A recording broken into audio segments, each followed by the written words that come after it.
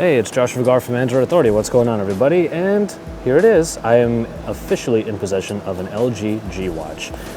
Thanks to Google here at I/O, we were able to pick between the Gear Live and the G Watch, and I opted for the LG. Now, we're going to go ahead and go through a quick unboxing of this, just to take a look at what is inside of the box right now. And here we go. I'm going to go ahead and break that seal. And then I'll go through the initial setup. Now there is a bit of an interesting story there. If you saw that you are able to buy the G Watch and the Gear Live on the Google Play Store yesterday, but they are not shipping it right away, and I'll explain that as to why. And here we are. This is the G Watch right here. You got the piece of plastic on here. Here is the screen. Now we do have a pretty sizable bezel all around of the screen, but we're gonna go ahead and just kind of put that aside for the moment. I'll go ahead and just take it out of the area, and I'll give you my impressions on that in a second, but let's see what else is in the box. Of course, we do have the AC adapter for the cord. Here is the charging cradle. Now, this is an interesting part. Obviously, we need to have a charging cradle for a device like this because you can't just really put a port on there. It might make it look a little unseemly. But here it is. This is the charging cradle that will go into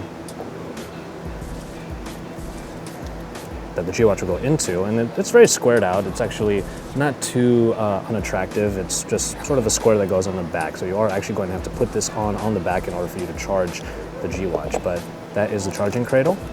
And then finally we have, of course, a micro USB cable. Now that's pretty much it, aside from a multilingual manual that is right here. And that's pretty much everything that comes with it. Obviously the setup with Android Wear, the app on your Android phone, is going to be more important, but this is essentially what we have inside of the box of the LG G Watch. And here we go. This is the actual watch itself. It looks like, as far as the band goes, we have a silicone band. It's definitely not leather, I'll tell you that much, like the Moto 360, but that's perfectly fine. Silicone bands will allow it to have water resistance, and it will be able to bounce back from a bunch of splashes. It'll be pretty durable as well. I think that's going to be perfectly fine. It also will be replaceable. I think I'm going to put my wideband on here. It looks like I'll be able to do that. I'll try that a little bit later. But here is the general design of the watch itself. What we have is this very square face right here with a pretty sizable bezel all around. So maybe not a lot of people are going to enjoy that, but I think it's going to work out just fine, especially if the functionality is there. After that, we're going to head over to the back. I'll go ahead and peel this plastic off right now, which will be great. And there you go, nice and easy. Now, one thing I did think was pretty interesting about the charging cradle is obviously it's magnetic, but since the watch is able to lie flat, if you're going to charge it, just have it connected already to your micro USB port into the wall and just lay it right on top. It's pretty easy to just throw it right on top. So charging this thing should be pretty much a breeze. You do have to have the watch completely open in order to do this, but it's actually kind of nice.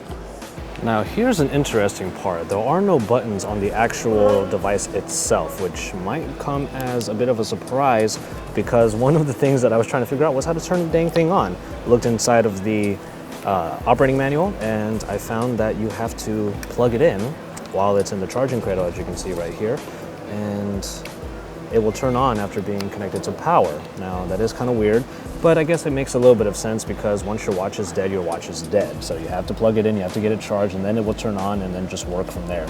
So here we go. And there it is, LG, life's good. Life's alive, at least. It might be as much. But here is the initial boot up.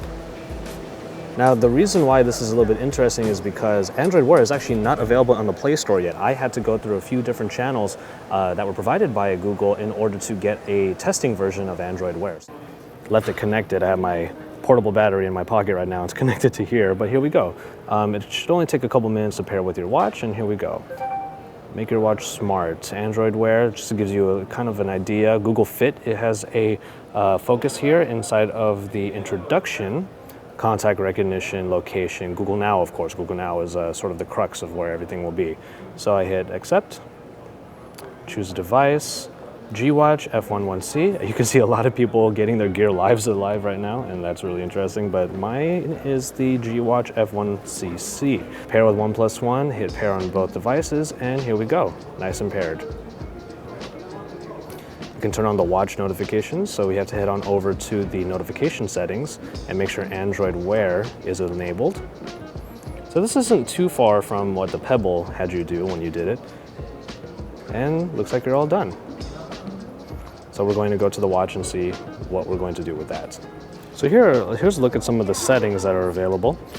You have the screen always on, silence connected phone, event calendar cards, debugging over Bluetooth of course. And after that, hide cards on dim screen, always show. So there's just a few of the options that are available in the Android Wear application. We're just taking a look at these as we're waiting for the watch to initialize. And it looks like it's still downloading. It's maybe about 60% there at the moment. And there it is. We have the operating system finally up. It looks like I have quite a bit of battery life, so I'm going to go ahead and just take it out of here. And it says here, you're all set. Swipe up to get started. Let's take a look. Great. Try swiping again. Useful cards show up automatically throughout the day. Keep swiping. You can remove cards when you're done with them. Swipe to remove. Card removed. Cards will show up again when they're useful. Swipe left for more details. And again, for particular actions, hit OK, got it. You can also swipe to dismiss when you're in an app. Touch anywhere on the clock and say an action such as show me my steps. Show me my steps. 0, because I have not moved at all. I'll go ahead and dismiss that. One last thing, to dim the screen, cover it with your palm. Interesting. So let's see what that looks like.